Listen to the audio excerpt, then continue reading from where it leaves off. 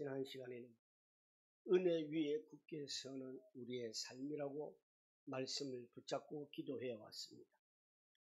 율법을 허문 후에 다시는 율법의 종이 되지 말라고 하셨습니다. 의롭게 되는 유일한 길은 율법을 행함이 아니요 오직 믿음으로만 우리가 의롭게 되는 것이라고 말씀을 붙들고 있었습니다. 그래서 우리는 복음의 진리에 대해서는 강하고 담대하게 주장을 하고 우리의 확신이 있어야 합니다. 그래서 우리는 은혜 위에 굳게 서야만이 할 수가 있고 행위가 아닌 의롭도함을 얻은 백성으로서의 마땅히 행할 자리입니다. 우리가 자격이 없음에도 불구하고 오직 예수 그리스도를 믿음으로 말미암아 구원받았기 때문에 은혜 안에서 자유함과 기쁨을 누리는 성도가 되기를 우리 함께 기도해 왔었습니다. 오늘은 사도 바울의 그 신앙의 고백이자 중심이며 복음의 핵심, 기독교 신앙의 중심인 고백을 담고 있습니다. 우리 신앙인의 정체성과 삶의 방향을 완전히 뒤엎어버리는, 바꾸는 진리인 것입니다. 오늘 갈라디아서 2장 20절 핵심적인 내용이 바로 있습니다. 내가 그리스도와 함께 십자가에 못 박혔나니 이제는 내가 사는 것이 아니요 오직 내 안에 그리스도께서 사는 것이라 그랬습니다. 이 고백은 단순한 정적으로 떠있는 그러한 감정이 아닙니다.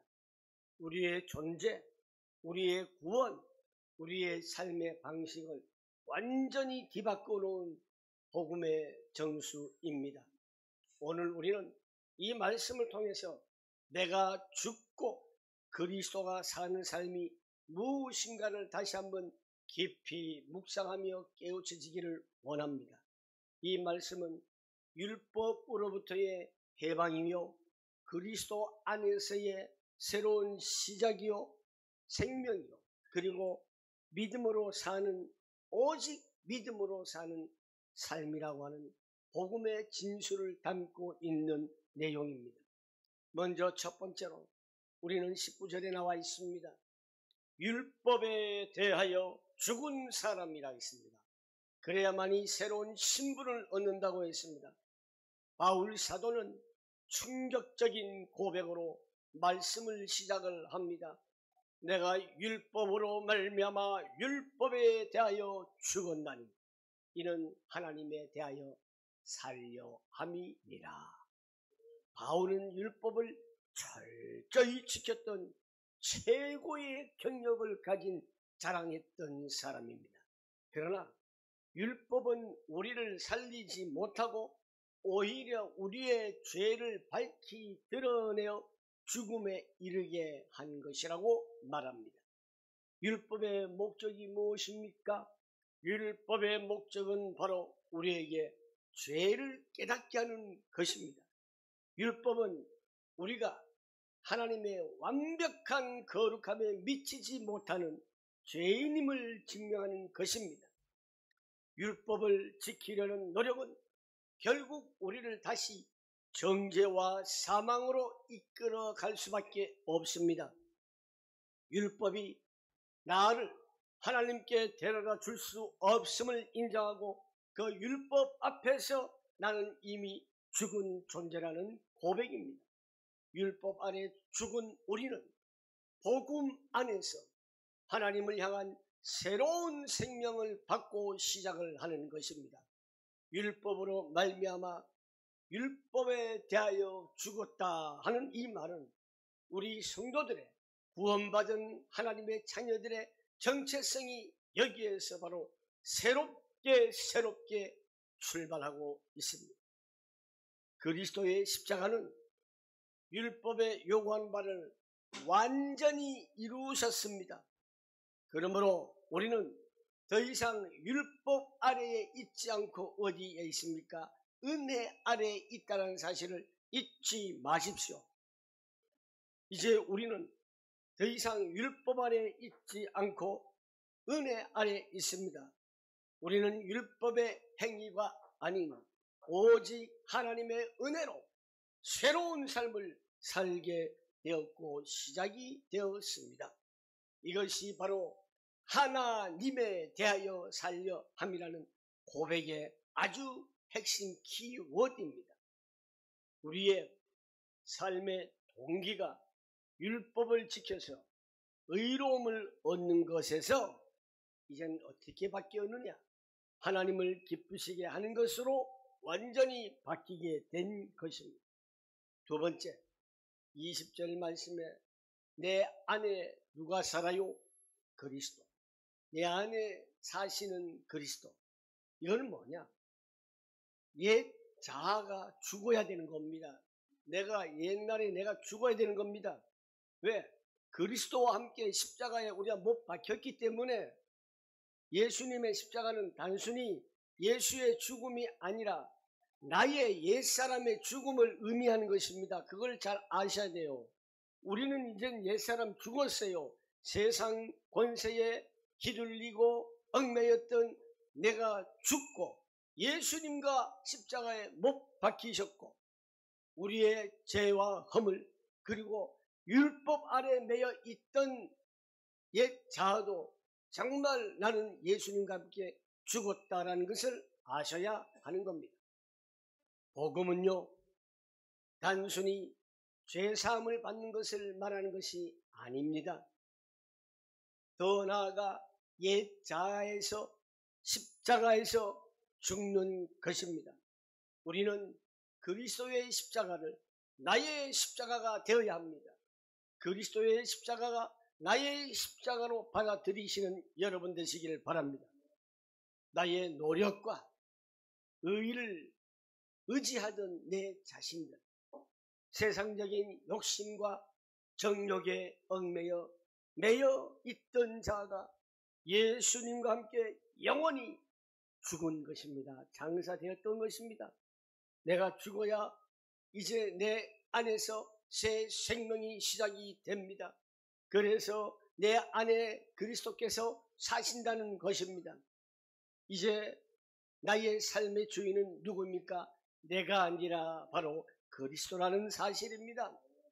그리스도가 내 안에 사신다는 것은 우리의 생각과 우리의 가치관의 이 선택이 내 뜻에 따라 변하는 것이 아니라 오직 그리스도의 뜻에 따라 변화되는 것을 의미하는 것입니다.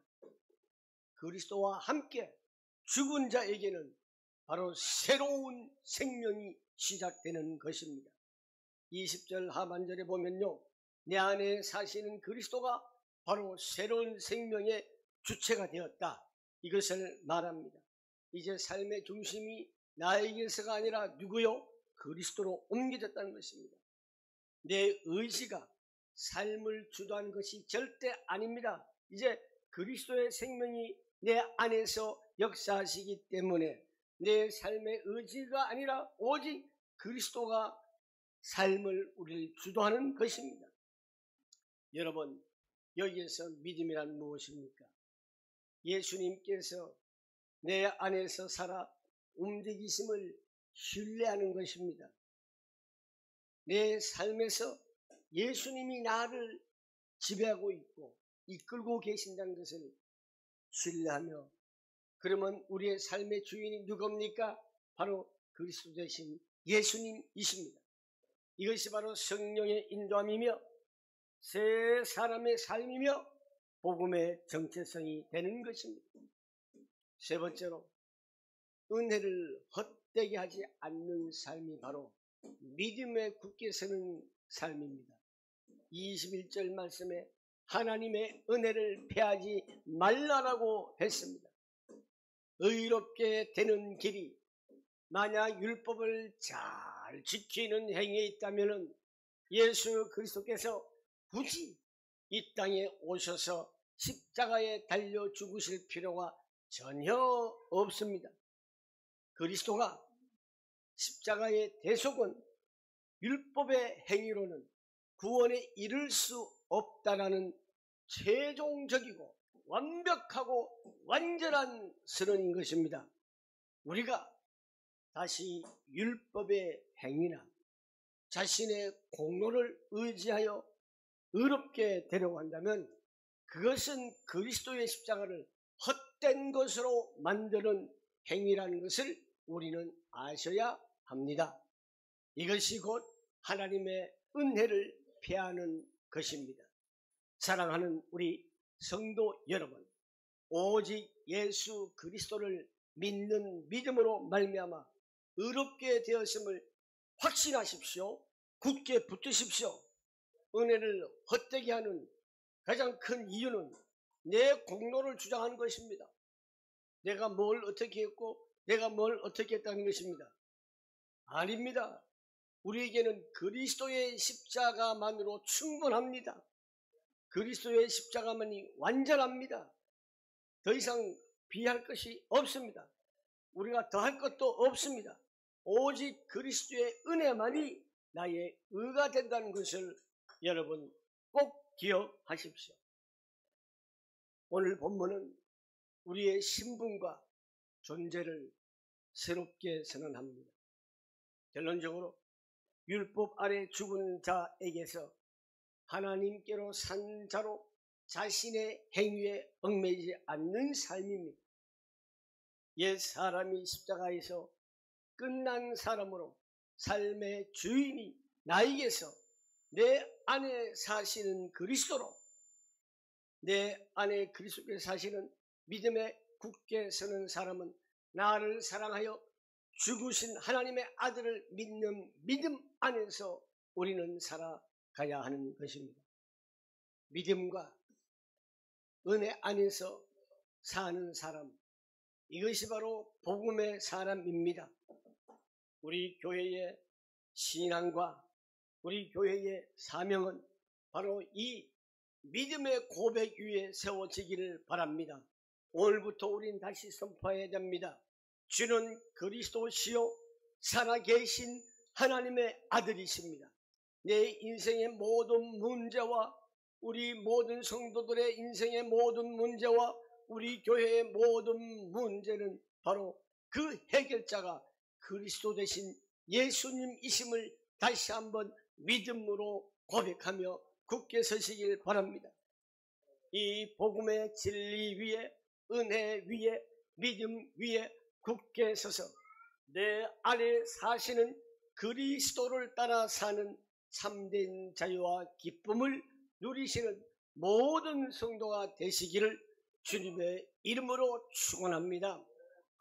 한번 다시 고백합니다. 주는 그리스도시요. 시작. 주는 그리스도시요 살아계신 하나님의 아들이십니다. 내 인생의 모든 문제의 해결자는 그리스도 대신 예수님이십니다. 아멘. 정말 요즘 제가 새로 한번 느껴봅니다. 지난 목요일날 진안대학교에서 엎드린 찬양단이 주관하는 찬양 집회가 있었습니다. 그 중에 관리처장님인가 되신 분이 11월 달에 세례를 받았는데 그분의 신앙의 중심을 보고 깜짝 놀랐습니다.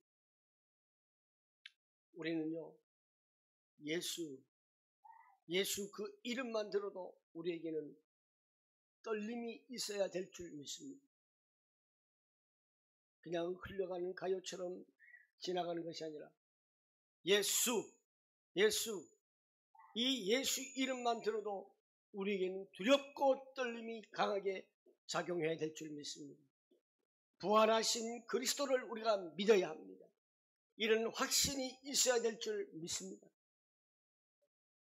저는 웬일로 어제 밖에 나가지도 않고 외출하지도 않고 집에 있었습니다. 얼마나 평안을 누리는지 몰라요. 평안을 누리면서 주님 감사합니다. 말씀을 계속 곱씹으면서 하나님 감사합니다. 오늘 제가 말씀을 전하지만은 제가 은혜가 되게 해주십시오. 제가 은혜가 되는 하나님의 음성을 제가 듣게 해주십시오. 정말 부끄러웠습니다. 새벽부터 일어나서 기도하면서 말씀을 다시 한번 또 보며 하나님 성령 충만한 예배가 되게 해 주십시오. 성령 충만한 예배하는데 그 어떤 것도 방해가 되지 아니하도록 하나님께서 천군 천사를 동원시켜 주셔서 막아 주십시오. 오직 강력한 성령의 임재만이 임하여 주시옵소서라고 저는 기도했습니다. 사랑하는 성도 여러분, 우리가 이런 믿음 위에서 예배가 되기를 축원합니다. 기도하겠습니다. 살아계셔서 역사하시는 존귀하신 하나님 아버지, 오늘 또 우리는 이 말씀을 통하여서 내가 그리스도와 함께 죽었고 그리스도와 함께 다시 살림을 받은 새로운 생명 시작, 내 안에 그리스도께서 사심으로 내 생명의 주체가 그리스도가 되심을 고백합니다. 나의 가치관과 나의 의가 선택하는 것이 아니라 오직 성삼위 하나님의 성령님이 인도하시는 대로 우리는 인도함 받게 하여 주시옵소서. 하나님, 오직 내 안에 사신 그리스도만이 나의 전부가 되게 하여 주시옵소서. 예수님의 이름으로 기도하옵나이다. 아멘. 찬송가